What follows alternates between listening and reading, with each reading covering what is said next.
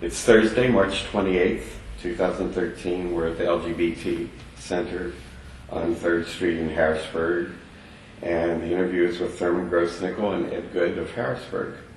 And we'll start with some biographical information. And so we'll start with Thurman and ask you the questions first. Don't look at me. Always look at him. I can, all right. Please state your name. Thurman Grossnickle. And what is your birth date and where were you born? July 20, 1924, 3 miles north of Boonesboro, Maryland, in the country. And what are your parents' names? Harry D. Grossnickle and Leela V. Grossnickle. That's E-L-E-L-A. And do you have any siblings? No. All right. How long have you been living in Harrisburg, the Harrisburg area? Moved to the Harrisburg area in 1980. Okay. And you moved here from where? Actually moved from Hershey, Pennsylvania. Oh, and where were you before that, Thurman? Well, many places.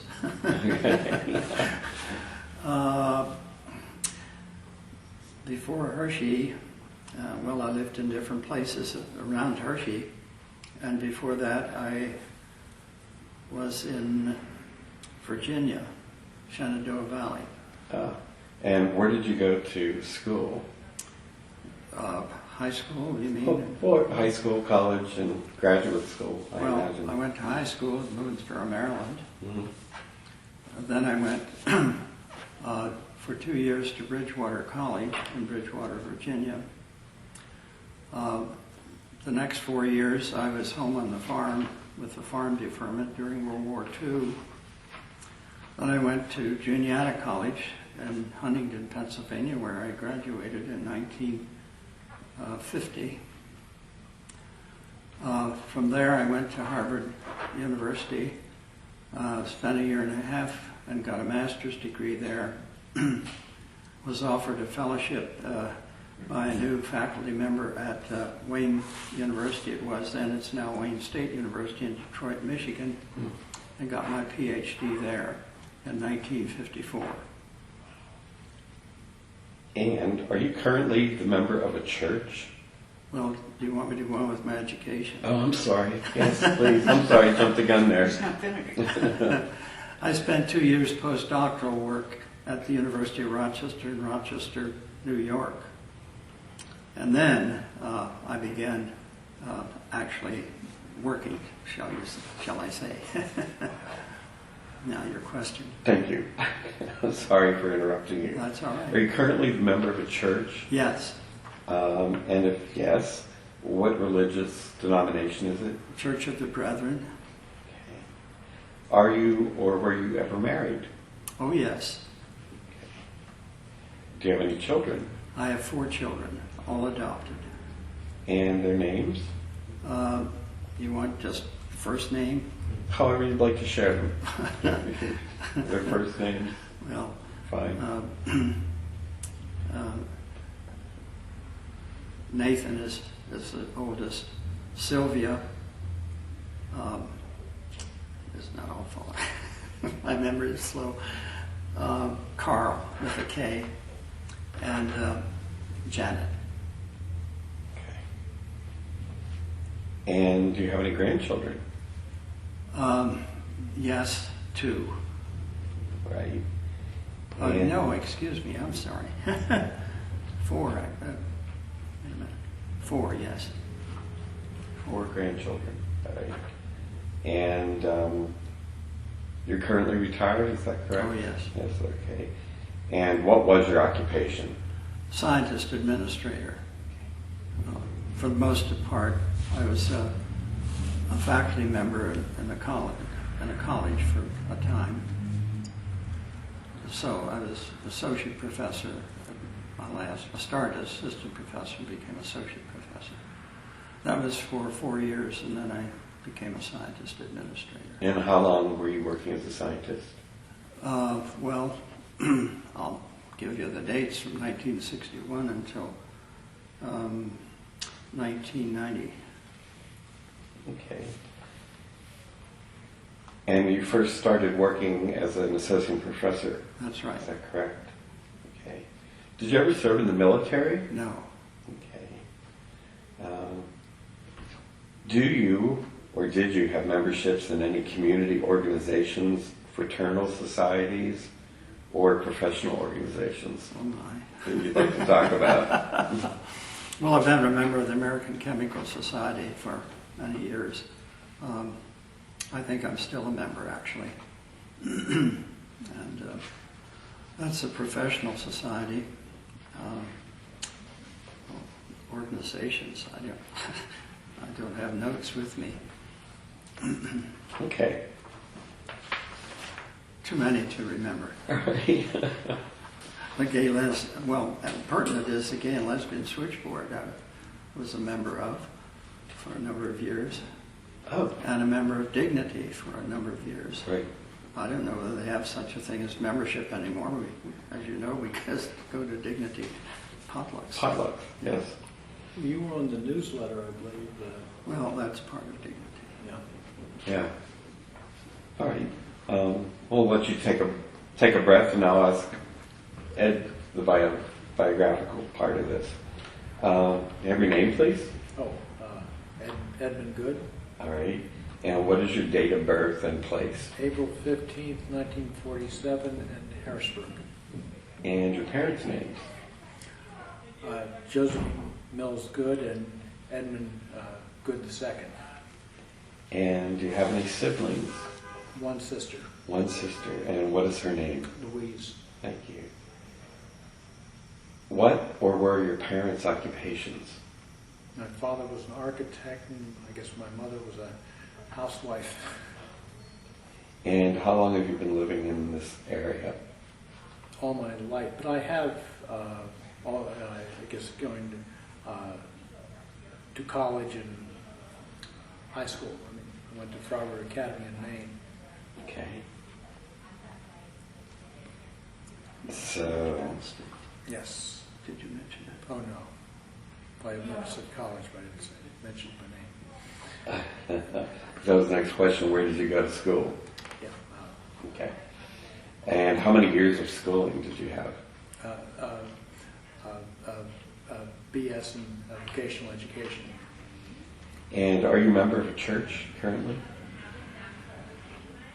Same as Thurman, First Church of the Brethren. Brethren, okay. Not first. And are you or were you ever married? No. And are you currently working or retired? Retired. Retired. And what was your occupation? Apartment manager. And how long did you do that? How many years? All my life. That's not. And when and where did you first start working? I guess working for my father, which also had the business after I graduated from college. Okay. Did you or have you ever served in the military? No. And do you have any memberships in community organizations or fraternal societies? Brethren Housing for 10 years, which I got I guess putting in over 10,000 hours, which the Brethren Housing provides housing for women with children going from welfare to work. And you're still involved with that? Yes. All right, we'll switch back to Thurman. Okay. All right.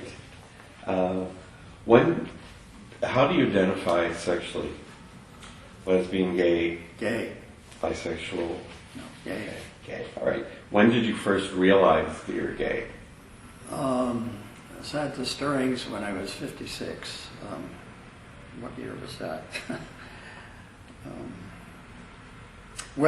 1980, I guess I realized it for the first time, but several years before that I wondered and went probing, talking with people and examining, questioning, so on and so forth. And once you had started questioning and realizing that you were gay, what was life like for you then as a gay individual? Well, for the first time I felt I was at home with myself, so to speak, but at the same time, being married, I was concerned about my wife, and that brought some agony in a way. And what kinds of things did you do to interact with the gay community, if you were able to? Well, first of all, I guess one would say I came out actually in Washington, D.C. I somehow didn't feel it was safe to come out around Harrisburg at first. And I was going to Washington, D.C. on business with the National Institute of Health because I was working at Hershey Medical Center at the time. And it required going to Washington occasionally, every 2 weeks or so. And so, for the first time in my life, I began to seek out the gay community, as it were. I went to my first bar in my life. It was a gay bar. And then I found out, I was able to find out by going to different places, gay places, that there was a Metropolitan Community Church. I met people there, became a good friend of a person who went there, and so I spent a fair amount of time with him and with the group that was meeting at the time, a gay men's group of Washington. So other than the activities in Washington, D.C. and the connections in Washington, D.C., were there things available to you in Harrisburg? Well, by that time I'd learned about dignity. So I finally decided that I wanted to associate more than I was getting to Washington. So I called the switchboard, which I'd learned there was available in different cities and so on. There was one in Harrisburg, and asked about dignity. Was told about when it met and so on and so forth, and started going there. And how many years were you part of Dignity? That's where I'm not quite sure, and I'm not sure I could find the record even. But I would, if I had to guess, I would say it was probably 1979. And other than interacting with people through Dignity, were there other venues in Harrisburg, such as bars or No, well, places where you could meet other gay people? no, I was not a bar person. As I said, I went to my first bar in Washington, so I've never been in a bar before, of any kind. I got on the switchboard, so I met people that way. But other than that, let's see, was I involved with other gay organizations? Not really, I think. No. And other than your trips to Washington, D.C. for work and to interact with other gay people, were there other cities that you would go to or other towns? Would you go to the Shore, Baltimore, New York? No. I didn't. Okay. What impact did coming out gay have on your work life? None whatsoever. Okay. And what impact did coming out gay have on your family life? Well, of course, that that created quite a bit of problems. At first, I was able to keep the fact that I was attending Dignity from my wife. Prior to that, I would say for maybe 2 or 3 years, I went into a state of depression whereby I would go home from work and go into a, what's the word I want, isolation mode. I didn't speak while I ate dinner, and after dinner I went to bed. And the next morning got up, went to work. Fortunately, there was a switch that went on and off, so it didn't affect my work one bit. But when I came home, I immediately became isolated, and the family did not know what was going on. This went on for a couple of years. So your children were still at home? Oh, yes. And it was awfully hard on them, but I couldn't do anything about it. And what impact did coming out gay have on the children when they learned? Well, the two boys still are a bit distant. I seldom see them. I saw them at their mother's funeral the last time, and we're just not in conversation. And whereas the two daughters are, well, I discovered the youngest daughter, she discovered when she was 20 that she's lesbian. Now the children are all adopted. I think I might have mentioned that. Yes, you did. So anyway, but the two daughters are very close.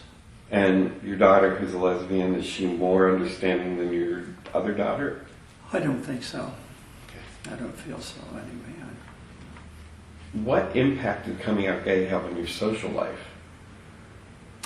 Well, it didn't affect anything at church, except I kept it a secret for a while. But otherwise, I began associating with gay groups that I had never associated with before. That's the major thing. So do you think that your affiliation with Dignity and the Gay Switchboard was probably a good connection absolutely. with your social life? Oh, absolutely. Okay. And You should ask her to say more about that. about Dignity and, Oh, yeah. and about Well, the Switchboard.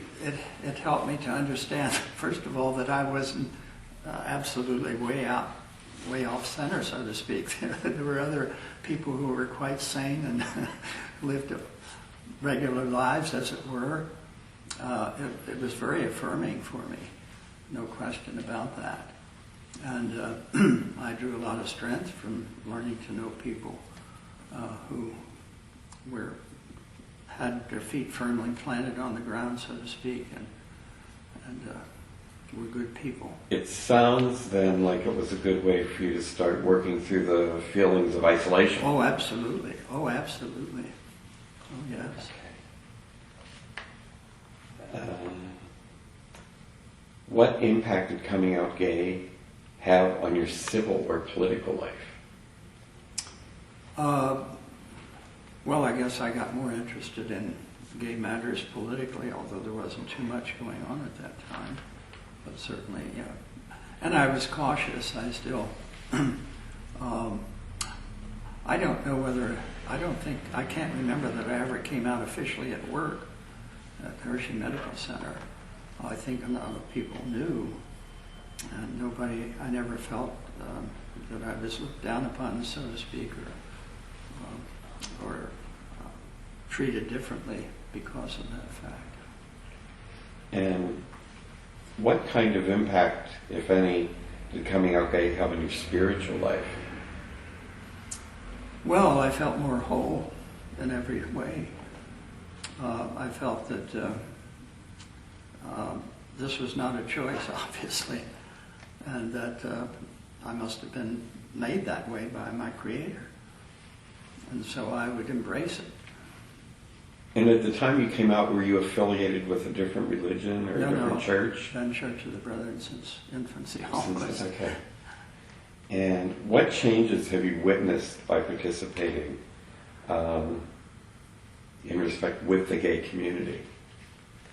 What changes in me or in the gay community? Both. What have, once you came out and began to interact with Dignity or the Gay Switchboard, and you had previously mentioned that you preferred to interact with gay people in Washington, D.C. because this was not an ideal venue to come out in. Right. And so what kind of changes have you seen? I think I've seen more acceptance among gay people, less need to act as if they are different, doing unusual things just to make themselves feel whole, as if, we've got something special going, so we'll act that way, as different from other people. I've seen more maturity, I think, in the gay community. And how much were you aware of gay, lesbian, bisexual, civil rights efforts in this region, such as the passage of municipal ordinances in Harrisburg, Lancaster, York, Well, I was Susquehanna pretty Township. much up on that. First of all, I worked the switchboard, and I felt I needed to be informed. And and I learned to know, what's his name, who wants to be mayor? Read. Dan Miller. Miller. Oh, yes, very early when he was demonstrating, so to speak. I was fired from his job. As a matter of fact, I knew the person whose son, the father of the person who fired him at the Hershey Medical Center, although it was never discussed, of course, with that man. And how much were you aware of LGBT civil rights efforts in other places? And did you have any of these have an effect on your interest in becoming an advocate with the community? Well, I think I was pretty much aware. I subscribed to gay and lesbian magazines and newspapers and so on and so forth, so I kept abreast of that and what I learned from the local Dignity chapter. So I think I was aware of what was going on elsewhere. Years ago, Dignity used to rent buses to go to New York for Gay Pride. Did you ever No, I never do went one of on those one of trips? those. Have you ever attended a Gay Pride Only locally. local? Mm-hmm. And that's fairly recent in Harrisburg history, Yes. isn't it? Yes, The Gay Pride in the open right. in this region. Yes. But I knew people, I knew Barbara Giddings, who was very active in Philadelphia early on, and Frank Kameny. I met him once as well, and I knew those people, the early pioneers, if you will. And it sounds like then that you knew the local pioneers, Jerry Brennan. Oh yes, oh yes, oh yes, yes, yes. What challenges do we still have and things that need to be done with respect to LGBT civil rights in this region, do you think? This region. In the country as a whole, too, if you can think of things. Well, first of all, the two things before the Supreme Court are very eminent. As we sit here, yes. Yes, yes, definitely. Well, it was interesting that Harrisburg was very early on a city that accepted, gave gay people rights, civil rights.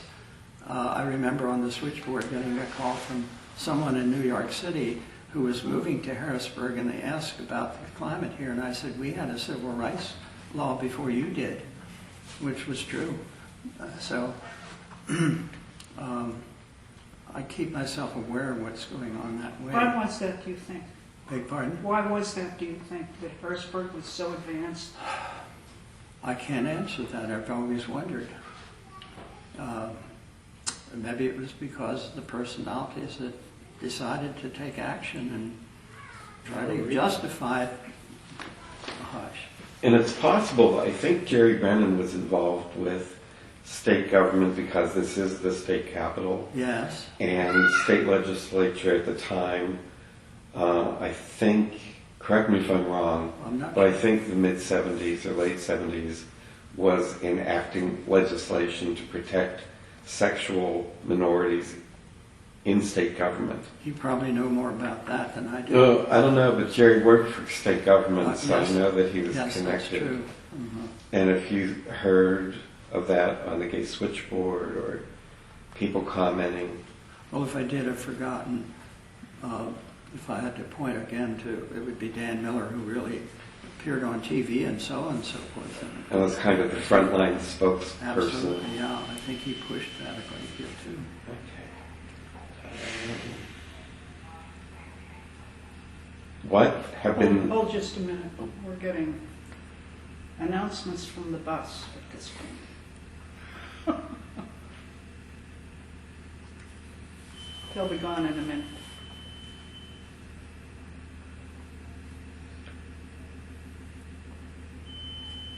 That's interesting. So getting it.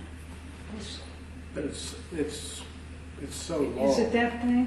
But it's so low, I don't, Well, she knows what she wants. where's the whistle coming from? the bus. Oh, okay. We can just wait till they go. Sure. I didn't think I had heard it before. No, no, no. Good.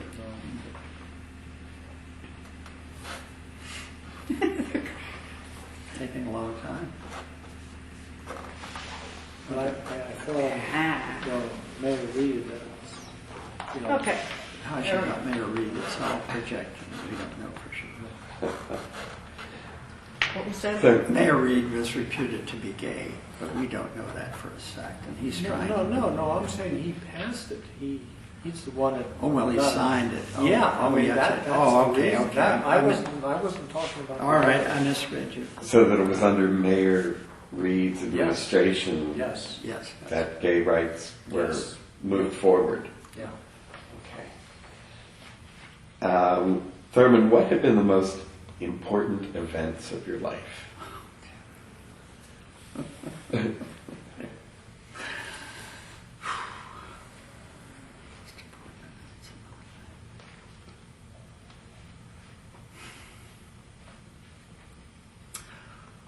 I guess to start it with, I would say being raised on a farm of loving parents. I hated the farm. My being an only child, my dad wanted me to take over, but I was not at all equipped. I didn't have muscle and so on and so forth even before tractors and other machinery came in. And I just didn't care for it at all. He was grossly disappointed when I said I couldn't continue. But my parents were very loving, and I had good teachers at school. So my childhood, I would say. Other events, I guess I'd have to consider my marriage as a significant event. As also my getting PhD and postdoctoral work in outstanding universities. And I enjoyed my work at the National Institutes of Health and also at Hershey Medical Center, my working career. I've enjoyed retirement. I don't know that I've done anything really significant. For some years, as I've indicated, I was engaged with gay, lesbian, and that group, that movement type, fairly heavily. And I really enjoyed that, and so that was a highlight of my life too. You mentioned your parents. Can we flip back there for a minute? Sure. Were they alive when you came out? No, They weren't. no. They died fairly young, in their young 70s, early 70s. Had they been alive, do you think you would have shared that with them, or? I've pondered that, but I really don't know how that would have worked out. Okay. What have been the greatest changes you've seen or experienced in this area? In Harrisburg. It could be socially, politically, culturally, spiritually.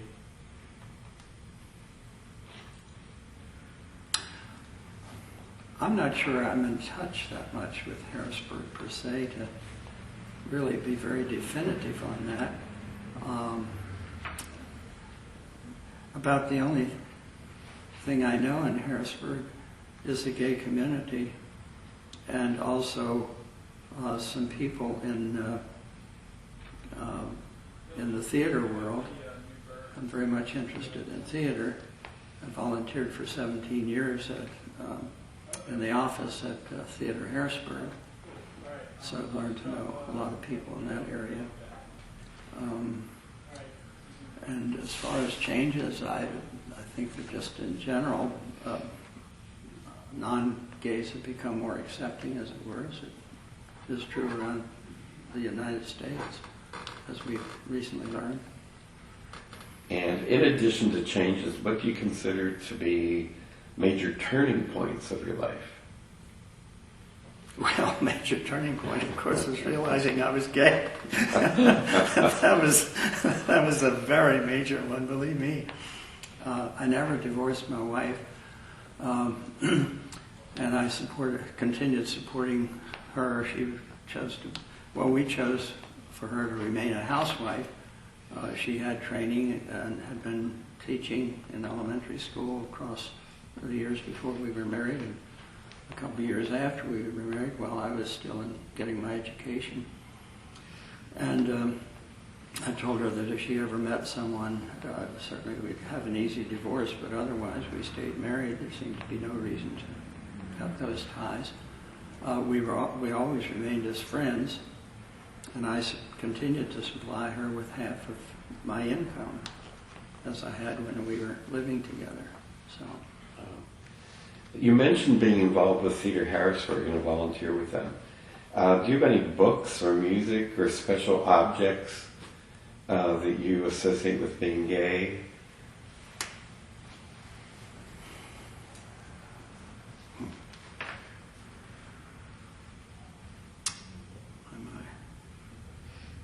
Well, I have a lot of books. I don't know that I can pinpoint any one of them.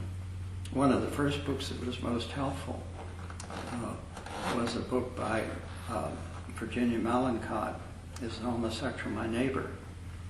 That was written in the late 70s, I think. And I discovered it. I should mention another very important place for me, and that was Kirkridge, which is a center in,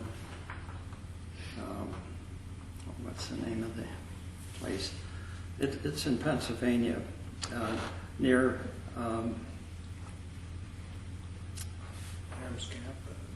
No. Oh dear. It's about the last stop on Interstate 81 going east. I can't. This is where my memory bothers me. Is that the name of a town, or is it the name? The name of a town. There's a city or a town in northeast Pennsylvania on 81. Scranton. No, it's far east. It's almost all the way to Delaware, New Jersey, I mean. Oh. Anyway, Kirkridge is a religious center, a Christian religious center. And they have all kinds of programs, some weekend and some through the week. And early on, John McNeil, I don't know whether you've heard the name or not. Yes. As a matter of fact, I brought him one weekend here. I don't know whether you attended or not for a weekend that Dignity sponsored. He's Catholic, but not typically Catholic, but a wonderful man. He's written a number of books. And Kirkridge had him there for I don't know how many years, and we went every time he was there. Prior to that, Virginia Malincott led a yearly gay, lesbian, and etc. workshop over a weekend, and we had attended several of those. So Kirkridge became very important in our life, and that was a very supportive group. Is Kirkridge still in existence? Oh yes. People still... Oh yes. But John retired. He now lives in Florida with his mate of many years. Very outstanding man. I think he was Jesuit. How did you find out about Kirkridge? Oh dear, how did I find out? I don't think I can remember how I found out. Was Jerry Brennan part of it? Oh no. I don't. It wasn't through the. Wasn't through Dignity or the switchboard? No, I don't think so. Okay. I'm not sure how I found out. Maybe through a book or something. Maybe through.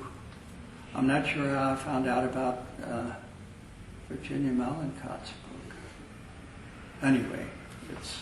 But those are books that are important to you. Father Sadi may have introduced me to her book. Oh. I think perhaps he did. I think he introduced me to the book, and then from there on I can make connections. So. And Father Sadi was the minister, the spiritual leader of Dignity for years. 20 years. Oh, yes. It wouldn't have existed without him. I think Harrisburg, anyway. Yes. Okay. Are there any questions that you think we've missed or anything you'd like to add? to the interview? Been helpful if I'd seen some of these questions beforehand. Yeah, it would be probably. I wonder if I could follow up a little bit. Sure. You were talking about this one activity where Dignity brought someone to Harrisburg that was very important to you. Mm-hmm. Were there other activities that Dignity engaged in and sponsored that were important to you? Oh, yes. Actually, I was responsible. I don't remember what role I was playing. I was news editor for the Dignity newsletter for a number of years. What other positions did I have? I can't even remember. I think I was treasurer for a number of years. I was on the board, as it were. And so I was able to suggest that we do things as an organization. And I was responsible for having Father Sadiq McNeil. Dialogue. Oh, that's right, dialogue. Thank you. Well, I'll mention two things. Father Sadi, in his later years, he always held an open house at his home on New Year's Day for many years, and people would gather, and some we never saw other than on New Year's Day. Well, when he, at one point, he lay on the floor of his home for 3 days before someone discovered he had passed out. And fortunately he survived, but he wasn't able to do things. He had to move out of his home and into an apartment. And so he was no longer able to host a New Year's Day.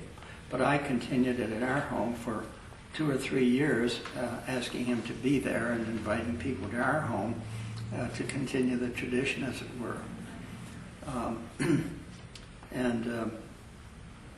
What? Dignity. Oh, yes. Dialogue. Dialogue, right. There seemed to be a need for people to have time. Well, let me go back. I'm sorry to have this so unstructured. Yeah, it's okay. Most of the monthly meetings of Dignity began with a meal, carry-in meal, and then we would have a mass that Father Sadi would preside over, and then we would have a speaker or some activity afterwards, I wouldn't say intellectual, but at least a growth type program. But that was once a month, and people would like to get together, we discovered, more often. So we set up what we call dialogue, whereby people would come to our house to talk to each other. We didn't have it in the agenda. They just showed up and we talked among ourselves. This went on, I don't have a record of how long, but it went on for a while. I'd say a couple of years probably. I think about 5 years. Was it that long? I didn't remember. And, well, there might be as many as 15 there at a time, something of that order. And so we continued that. It sounds like that was the beginning of moving potluck dinners out of the Friends Meeting House into people's homes and making it more personal. Could be, I don't know. I don't remember that aspect. As I say, my memory is not as good as I wish it Because early on, I think Dignity used to meet at the Friends Meeting House. Oh, yes. Oh, that's where I went for a while. And the Friends Meeting House was sort of like Switzerland, and we felt comfortable being there. Oh, yes. Oh, and yes. potlucks. I remember the first time I went there. First of all, I wasn't out to my wife at that point, and I decided I wanted to go. I called up to find out where it was and when, and I needed to take something. It was a potluck, so I think I stopped off and got potato chips or something in the morning. It wasn't very much.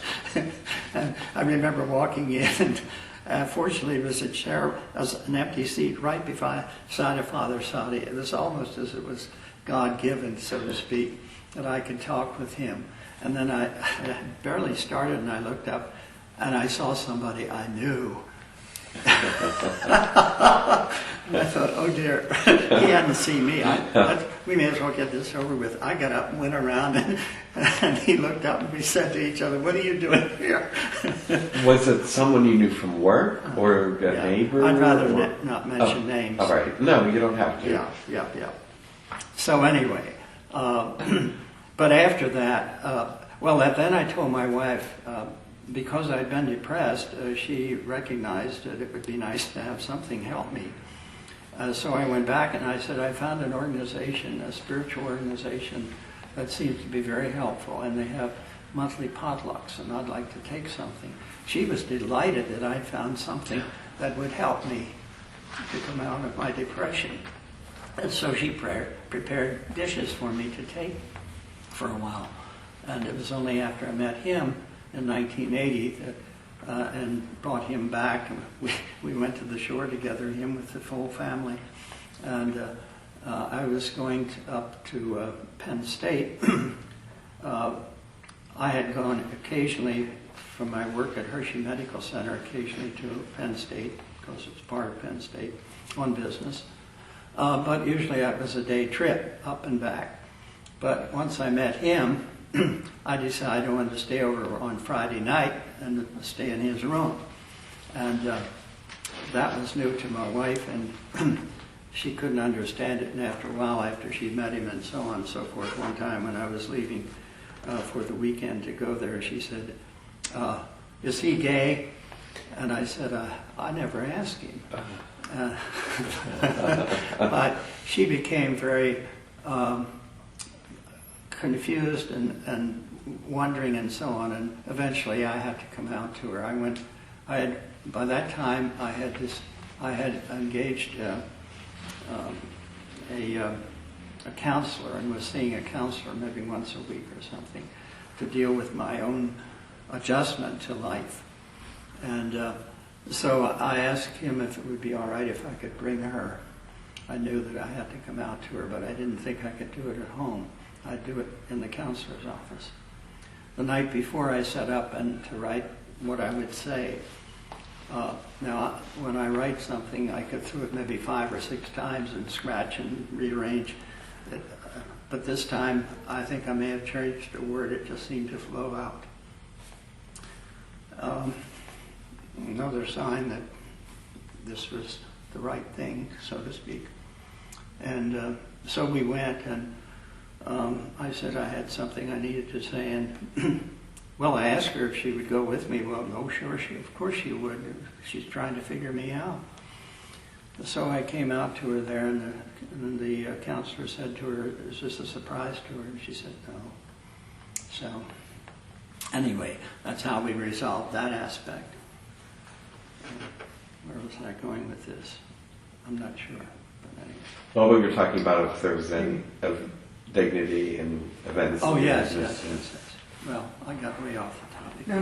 No, It's not way off. No, because dignity, Father Sadi especially, I think, helped relieve a lot of people's anxieties Oh, my about goodness. coming I out. don't know what I would have done without that man. Absolutely. He was a tremendous influence in my life. To a lot of people in the community, I've heard. Yeah. Oh, Yeah. yes. Oh, yes. Is he still alive? Oh, no. Yeah. No, he died a number of years ago. I don't remember It's the year. been a while. Oh, yes. Yeah. But he was the person who held dignity and all the members. It was a considerable membership, as I recall, at one point. Oh, There were a yes. lot of people. Seems to be, I don't know why 80 comes to my mind, but it was large. And Father Sadi had a problem with his eyes, so he didn't have a parish. He was kind of, he filled in, so to speak. And he wasn't, but that's enough said, I think. Okay. Do you have any photographs or artifacts or any gay literature that you would consider sharing with the History Project? Either to loan or if we have an exhibition in the space sometime? I'd have to think. But think about that. You All know, right, maybe some I'll of your be books happy and to. even maybe a list of books that you think were crucial in your coming out process. Oh, I can easily do that. Well, you did the newsletter? Yeah. Do you still have copies of the Dignity I newsletter? don't think so. Yeah. I'm not- He Okay. did. It's just this year that he, it was a pile. I mean, like, So you've been editing, downsizing. Yes, yes. I'm trying to get rid of accumulation. I don't know whether I can uncover anything or not, but I can look. Well, if you do, that would be great. All right. It would help Sure. enhance the project. Sure. Uh, I'd be certainly. happy to do that. And just two more questions. What was your first contact with the Central Pennsylvania LGBT Center? How did you become affiliated or connected with the center? Well, as I say, I learned from Washington connections that Dignity was in existence. So Dignity was my first touch. As far as the center itself here, you mean?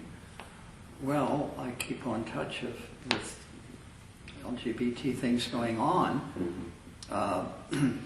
The person who's, I don't know where the office, well, it's here now, but it used to be at St. Stephen's. Yes. There was an office there, and I used to go there to talk with the person in charge, just to keep in touch of what was going on and so on. So I don't know whether that answers your question or not. Yes, it does. I Okay. was just wondering how you became affiliated with it and your involvement with it. And do you have any recommendations for other people in the community you think would be good for us to interview, who would share history, their stories? Well, I don't know, of course, whom you've contacted. It's really unfortunate Jerry Brennan and Father Sadi aren't with us anymore. Oh, yeah, they've long passed away, of course. Yeah. Well, I can give you a call, I guess. Sure, think about it, and just if you could refer the project to a friend or colleague or associate, that would be great. Not much in touch with people anymore, except through Dignity. That's about it. Mhm. And you have all those people you know about.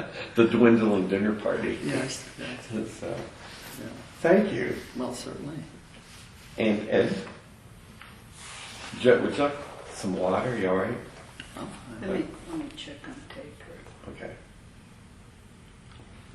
We can go for about another 10 minutes, and then I'll want to change tapes. Okay. So it's almost 2 o'clock. So I should tell you when it's 10 after.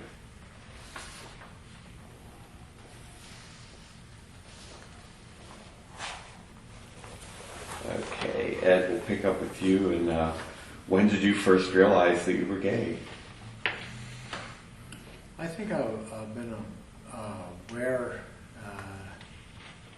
that the main, I think all my life, but I think that particularly came to a head, I guess, at Penn State, where I really came. I was very lucky and met Joanne Farr was doing a human sexuality. Well, actually, she taught the psychology of human sexuality. She, a lower level course and a 400 level course. And for Penn State, it was really, it was interesting. I think one of the most interesting things, I guess, the course itself, but the fact that she was actually like 20 years ahead of her time, and talk so matter of fact about the topics that so many people had difficulty with. In fact, the administration, she wanted to go and have it added as a permanent course in Penn State, felt very uncomfortable and would not, add it as a permanent course. But that was where one thing that Penn State had was a one-term course of coming out. Generally, it's like 8 people meeting. I found it was extremely helpful for talking out. Each of the people would tell their own story, and I found that was very helpful for me in coming out. What year are we talking about there? Just range. 1975. So that was sort of the beginning of realizing you were not alone. Yes. Okay. And what was life like for you as a gay individual then? What kinds of things did you interact with in the gay community? Well, Penn State was a great place, I find, to go and, come out in the sense of figuring out how I wanted to, of having, it's so big you can easily get lost, and yet, you can have your own group of friends and, experiment with the fact of coming out or not coming out, as the case might be. So you could remain sort of anonymous and... Well, you could you could have different groups of friends, and they don't, know about each other, so to speak. They had, like coffee houses where you could meet, you have your gay friends, and then go back to the dorm and, be heterosexual, so to speak. And other than the course and the coffee houses, were there any other outlets, gay outlets, in the area that were available to LGBT individuals that you can think of? I think that was the main. But I found, on campus, there was a lot of, and of course they had a health education, 46, I think, was a course of, that talked about human sexuality. So most people that went to Penn State had some familiarity more than the average person. Do you think that was kind of surprising, considering Central Pennsylvania is so conservative, that the curriculum included components? Well, this was an option. I think it was a 1-credit course that people could take, but it was because it did cover homosexuality among the other options, and I think for most students, it definitely got the conversation out in the open. Help students realize there were other kinds of preferences. Yes, and the Collegian, of course, covered the college newspaper. Oh, it was part of the newspaper?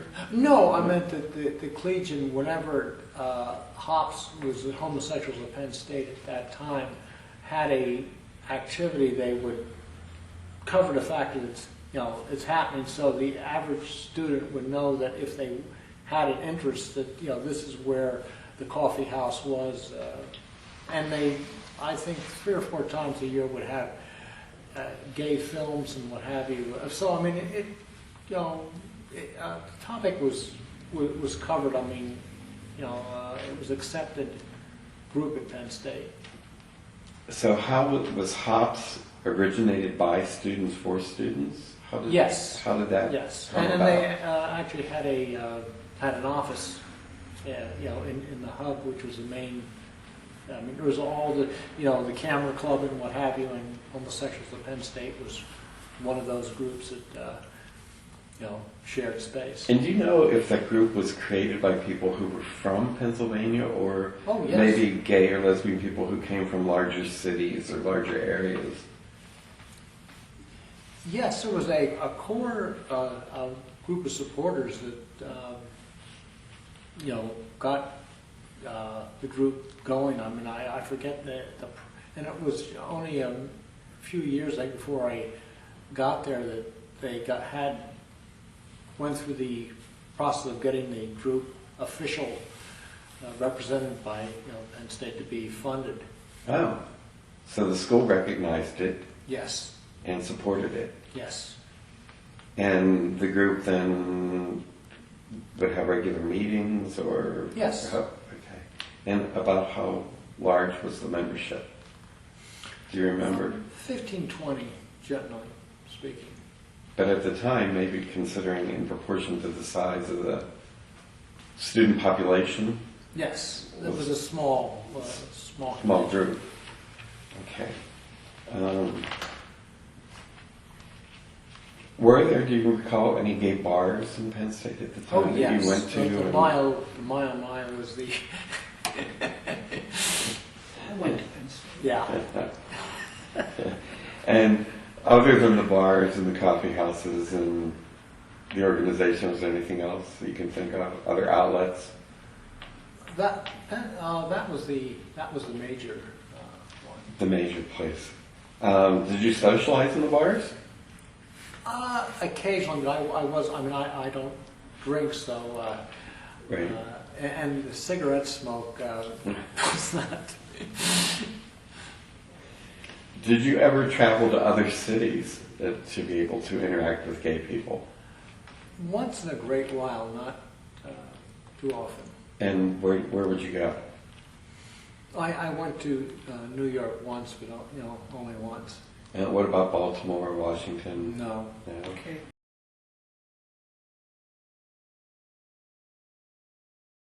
Catholic Church should have done to go and they have a sixth site, I think, called a Cana, but I mean, you talk about talk about your sex life. I mean, you choose a partner in a group, most often it's man on woman, but of a really the Human Awareness Institute is something that you would definitely want to look at, and I would certainly recommend it for a gay person. Is that something you've done recently? Well, they have 8 levels, Okay. and I've done 7 of the 8. Have you ever encountered anyone from this area in the process, during the process? There's, a few people that have done, but because of the drive, it's Not easy. yeah. Not that doable. But there's actually a group, I very much like their website, where they talk back and forth, and I learn about some of the most interesting courses going on. And I find, one of the things I'm kind of my latent, heterosexual, I've recognized for myself, and I find it interesting in the sense of the church that as a heterosexual, that the person I work with at Brethren Housing, we have talks about, I guess, but in the sense of he, from a spiritual standpoint, has difficulty with the gayness, but he would say that heterosexual. At my age, being 65, marrying a woman, if it would not be for sexual purposes, he would not consider that an acceptable, since that's the only purpose of marriage. I don't know where I was going with that. Anyway. You were educating me, and it all started from flaming heterosexuals.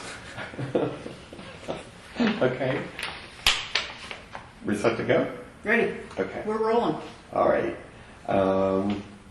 What impact did coming out gay have on your work life? Well, since I was working for my father, Okay. and he knew I was, obviously about our, relations and living together, it luckily for me it was not a problem.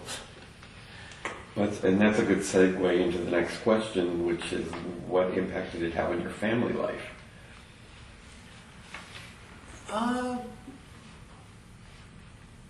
It wasn't a problem, and also the fact I was an apartment manager, and I was living at the apartments, so people knew we were living together, and we weren't officially.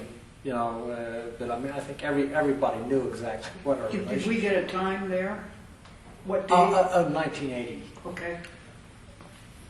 Sure. Go ahead. Yes, Go ahead. absolutely. No, this is part of the reason. It's that we- interesting how I became a son to them, their evolution of acceptance of their son, whom they had always felt was odd because he was gay. And I came into his life. I was spending first about 3 or 4 nights a week at his home, sleeping in the same bed. And at first they put up with it, so to speak. But I could sense that there was an estrangement there, as it were. But as, well, one night in particular, we think was a changing point in the father's point of view and probably had an influence on his wife.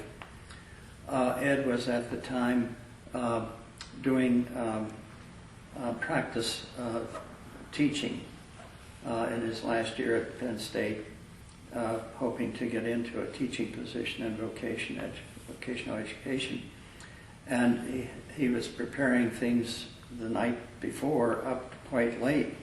It was probably midnight or something like that. And I was helping him by typing out the copy paper that used to have, you type it. Carbon paper. And so I was doing that while he was at his desk preparing the stuff to be typed. His father walked by the room and looked in and shook his head as if, wow, this is more than just a sexual relationship. And eventually, as I say, we went together, his mother and father. I was accepted. And I think they actually may have used the word son-in-law or something like that. That's how we changed them, their opinion of what it was to be gay when they saw a loving relationship that was a lot more than sex. And Ed, you said you had a sister, correct? Yes. And how did she deal with all of it?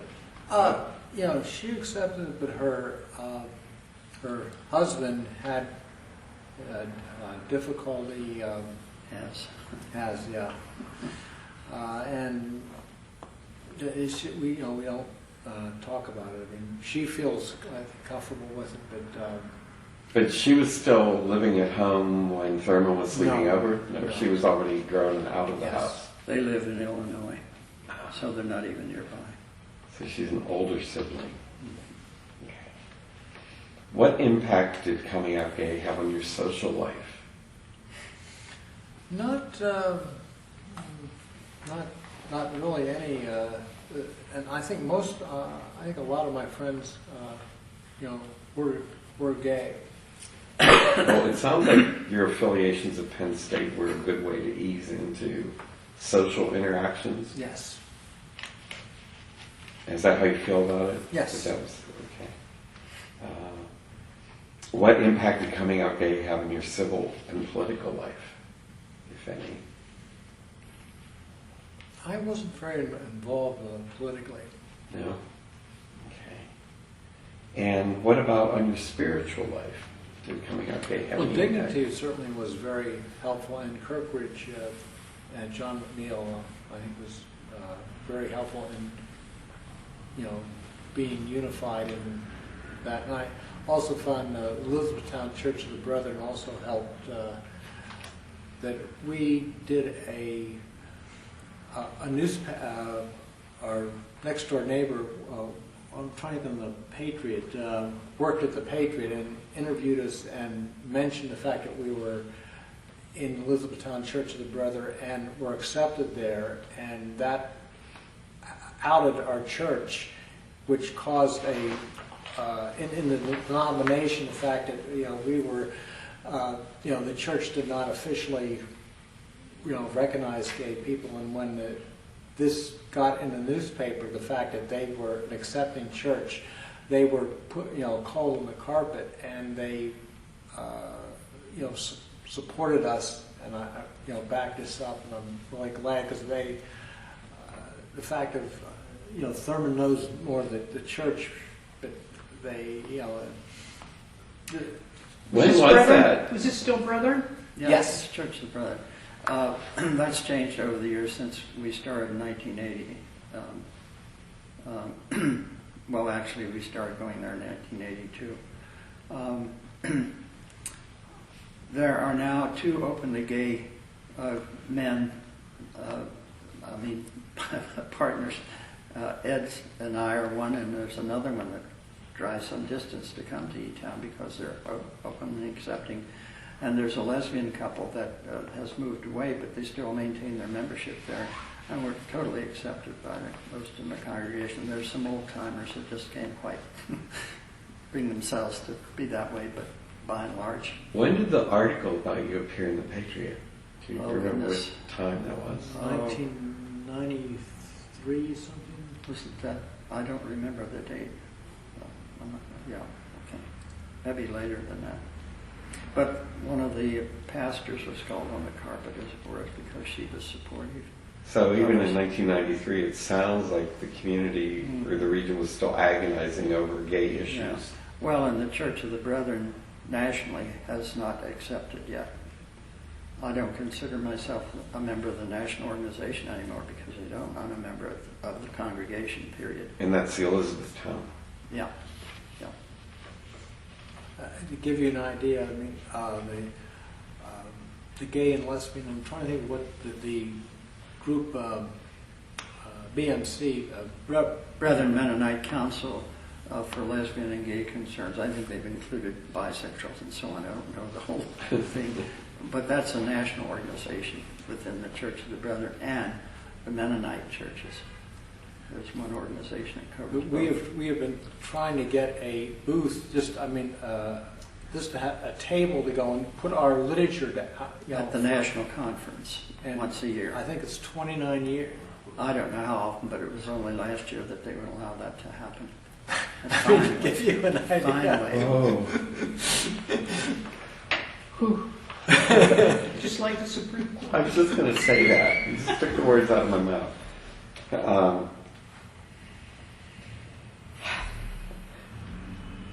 What changes, Ed, have you witnessed or participated in with respect to the LGBT community in central Pennsylvania? I see the Pride Festival being, accepted. I think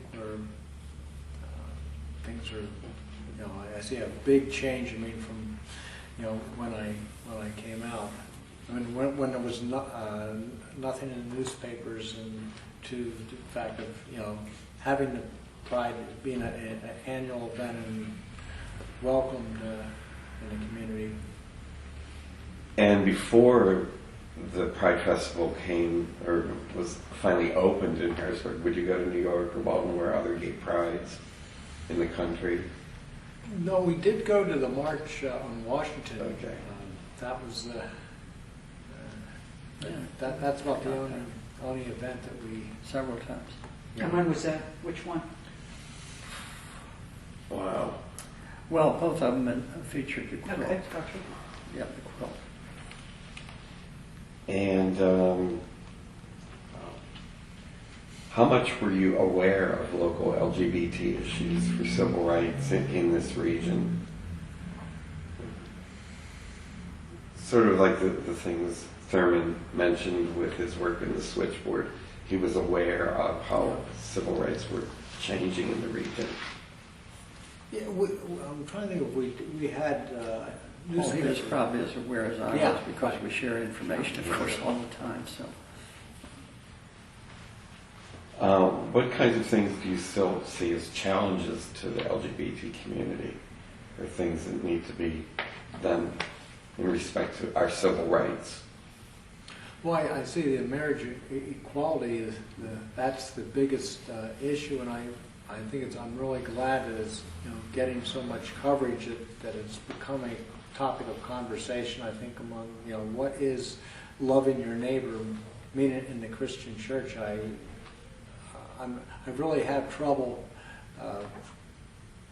with the Christian church because. I see loving your neighbor is not the question that's asked, and things like this. I find most Christians don't, how our country treats the poor. It's not talked about frequently. How long have you and Thurman been together? 32, 33. well, it's since 1980. I guess it's going on 33 years. June the 6th is our How'd you meet? wedding date, so to Oh, speak. Dignity. Dignity. And have you Do you talk about same-sex unions and getting married? As far as we're concerned, we're married. We Okay. don't need somebody else to perform a ceremony or to recognize it. We recognize it among ourselves, and that's all that's necessary. What about things such as, do you ever talk about inheritance issues or? Oh, we both have Well, we have separate, wills. we have separate accounts actually, and we have separate wills, as it were. And have you ever talked about adopting one another as a way around inheritance taxes as an option? We have wills, and presumably, if they're carried out, well, then we don't need anything else. The house, I mean, is both, if I die, I mean, it goes to him, like, Things of that nature. I'm just curious because it seems to be an emerging phenomenon among same-sex couples living in states where same-sex marriage is not acknowledged, and as a way of preventing being overly taxed. Because if you're married, Yeah. the inheritance tax There is is nothing or 3%. Taxation business. which, If you are partners and everything would go to you or to Ed, then there would be 15%, and it becomes a financial Yeah. cushion. That's- Adoption becomes a financial cushion. Yeah. And Well, have you ever looked we into never that? thought of that, actually. Tell the truth. I'm not sure that would get you out of it in Pennsylvania. Adoption, Right. it does. I paid taxes on my mother's estate, and I was her But birth daughter. that was your birth daughter. But we'll talk about it later. Sorry. What?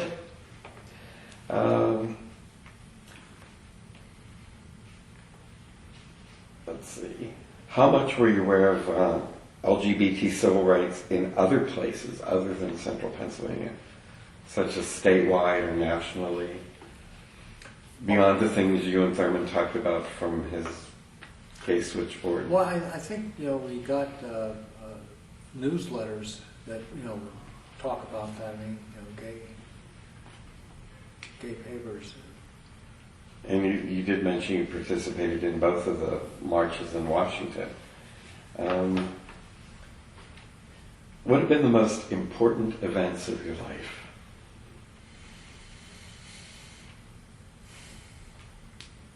That's a good question. Nothing,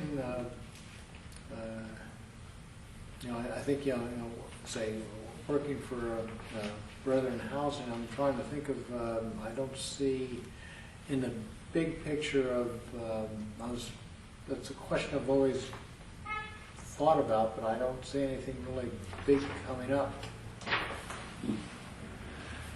I was going to say meeting your partner. Yes, yes. He's asking you the question. I've already spoken. What have been major turning points in your life?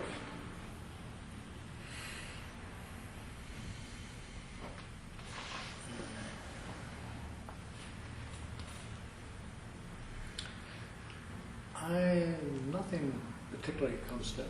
Not even meeting me. Oh, certainly, yeah. I don't want to put words in your mouth, but And you mentioned Gay Pride coming out in Harrisburg and being open in Harrisburg. Have you seen any other great changes or experienced any other changes in the area of gay and civil rights in the region? I guess, kind of, from my Buddhist, I see it kind of, I don't see the, I see it as a big picture, not any, the smaller parts. Okay. And do you have any books or music or memorabilia or objects that are of particular significance to you? Nothing, No books you've read. Have you read the same library books that Thurman has? Yes. Pretty much. Okay. Can you think of anything that we might have missed in this interview that you would like to talk about? Or Well, address? Either one of them. Yeah. I find, programs such like Dan Savage is, I find it surprising that even gay, hard to believe that people do not, a lot of people don't know it, but I find it's one of the best human sexuality programs, it's kind of like the Ann Landers. It really covers the things that I think gay and straight people, coming out, but I find, like high school students, very few people, but it's on the internet, and he has a weekly hour show. It sounds like then it's something you would advocate for the LGBT Center to include in their newsletter. Most definitely. And Oh, yeah. advertise more about internet options or media Oh, options. yes. And it's hard to believe that, the internet options of that nature are not known about. I don't know if you, I guess have you yourself, either of you ever heard of Dan Savage yet? No, I haven't. And in the process of developing the history project, the steering committee published a link of LGBT history projects that are going on throughout the country. Like Dan said, that never would have dawned on me to look on the internet for LGBT history projects. Well, the thing I really like is that he gives a 10-minute talk, whatever's happening in the news this week, and I find talking about the Pope, and in fact, he is an out gay. He takes it from the gays, and I find gays' perspective, but I find also as a Christian, I see him, I would compare him to Jesus. When he's asked the most, people will call into the show and ask questions on any topic on human sexuality and very personal matters in their own life, and he tries to help the person work through the problem. And What's the format of it? Is it a weekly webinar or yes, daily interview yes. show? No, he has a phone line. You can go and leave a message or talk to him directly. And how do you find him? Just Google Ed Dan, Savage. Yeah, Dan Savage. Yes. Dan Savage. He also, and I think in a newspaper in California, has a weekly column. Is that where it originates, in California? Yes. Do you have any photographs or artifacts that you might be willing to share with the project? Well, think about it. Yeah. And if you do, the project would appreciate it. And what was your first connection with the LGBT Center? How did you become involved with it?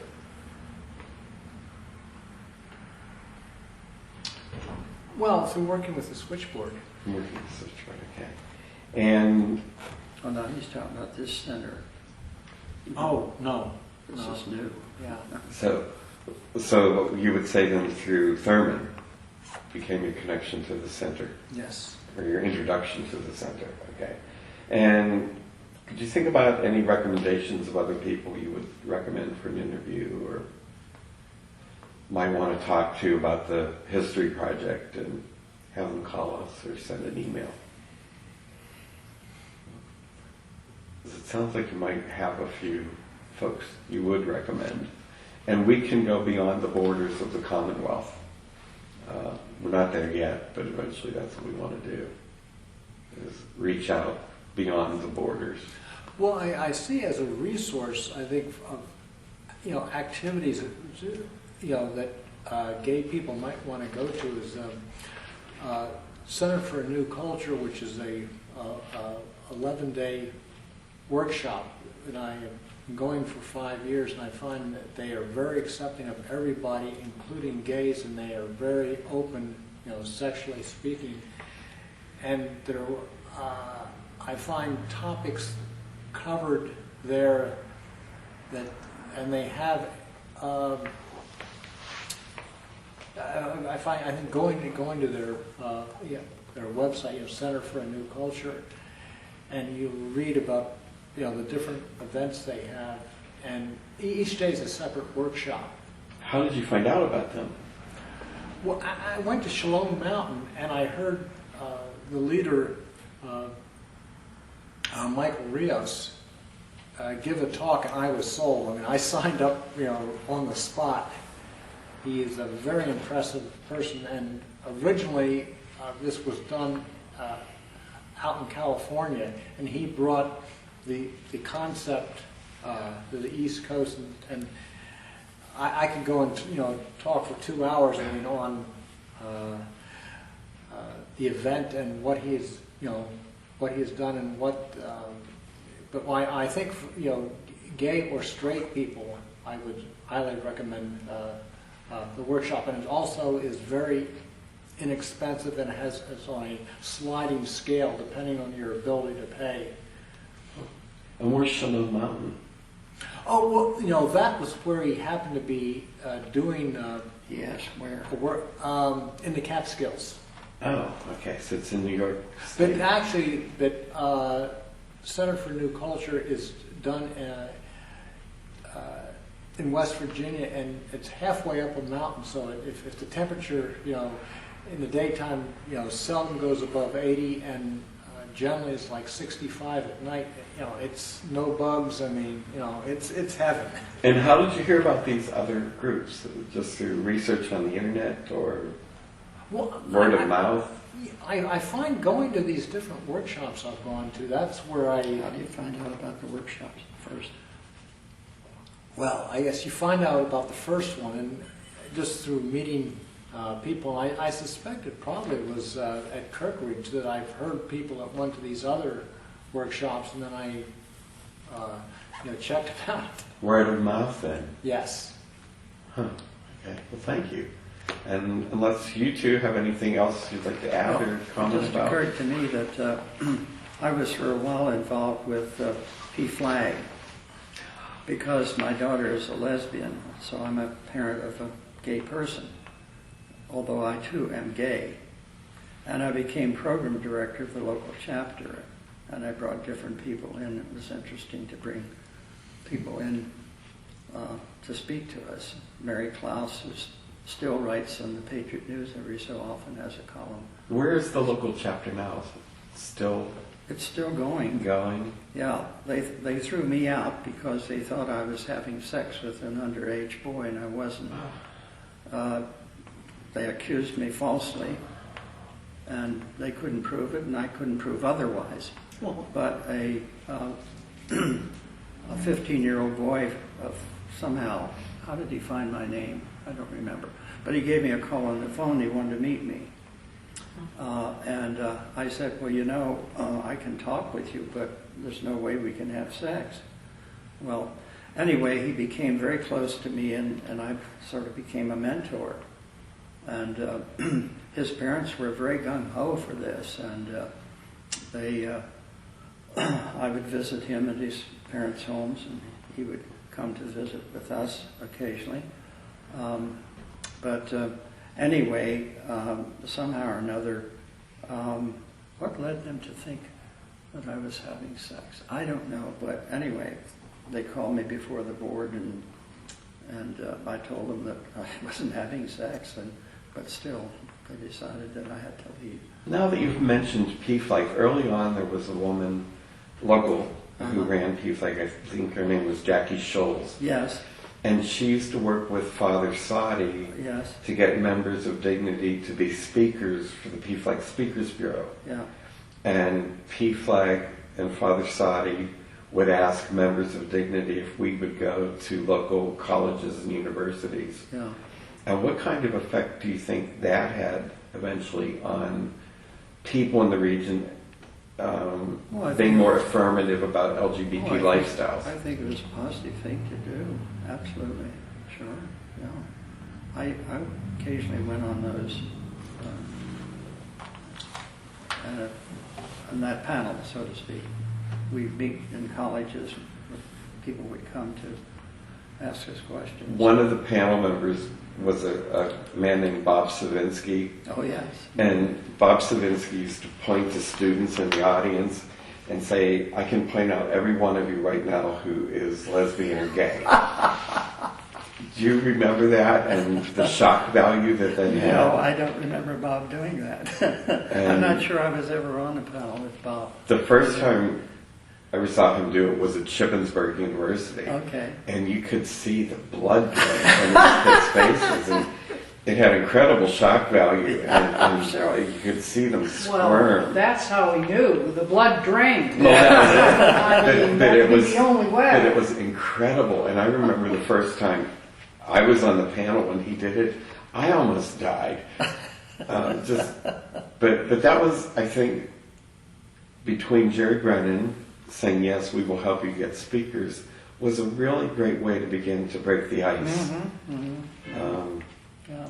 For people understanding LGBT issues in the region. But I thought that, well, the person who was most influential is now dead. But I thought, to bring an accusation with no proof Yeah, was terrible. intense. Anyway, that's the way it went. Can you think of anything else? Not offhand. All right. I Well, think thank that's you fine. both so much. Well, And glad to share. I'm you're sure. the first couple Oh, we've really? interviewed. Yeah. All So right. thank you for the inauguration. Sure. Thanks for giving us the opportunity. Thanks. Okay. Yeah. Now, you have to do the release work. Okay. Yeah, you can't leave yet. Oh, okay. Well, I have to get on it. Let's get you disconnected first. Okay.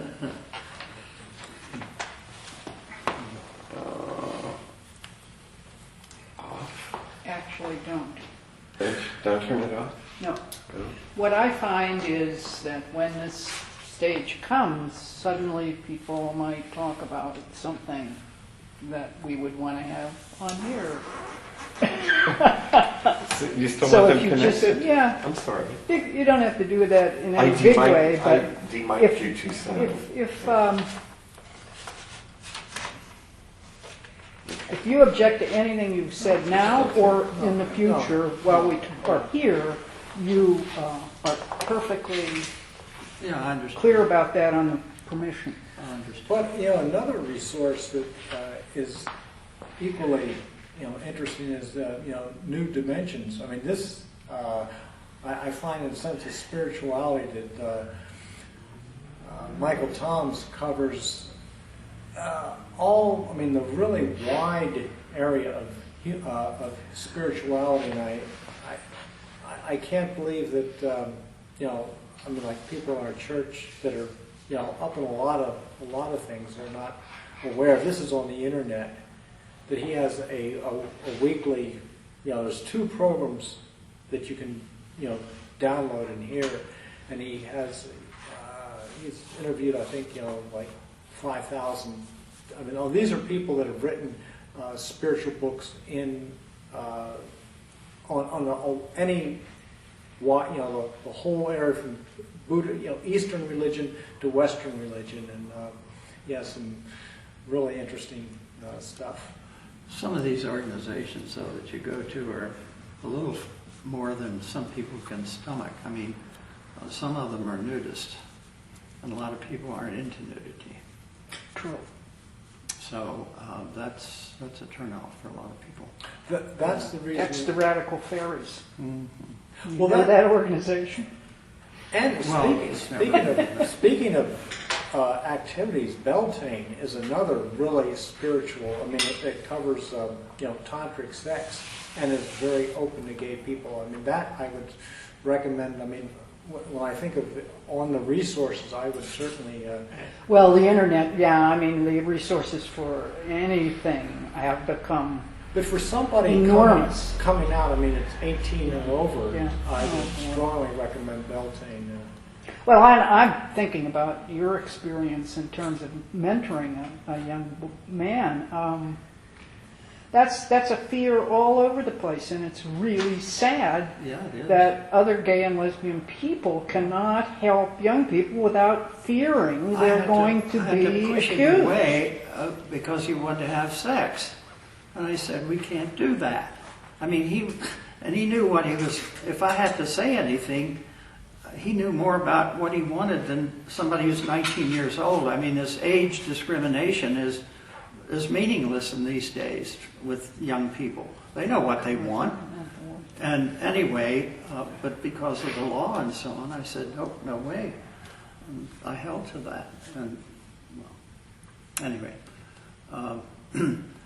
and in earlier years, I've gone to nudist colonies, male and female, and so on and so forth. I have no problem with the human body. As far as I'm concerned, the Creator gave us, and it's beautiful in all its ways. Those can wait. You need to get the permission stuff. And so I don't really have a problem with nudity, per se. If you could please. Do you have a Something Something to write hard down. surface. Yes. Help. But I don't attend the things he does now. Sorry. How's that? That's a little For cushion. one thing, at my age, I've decided I need to cut back on a lot of activities. I don't have the energy that I used to have. I gotcha. As you can figure, I'll be 89 in July, so.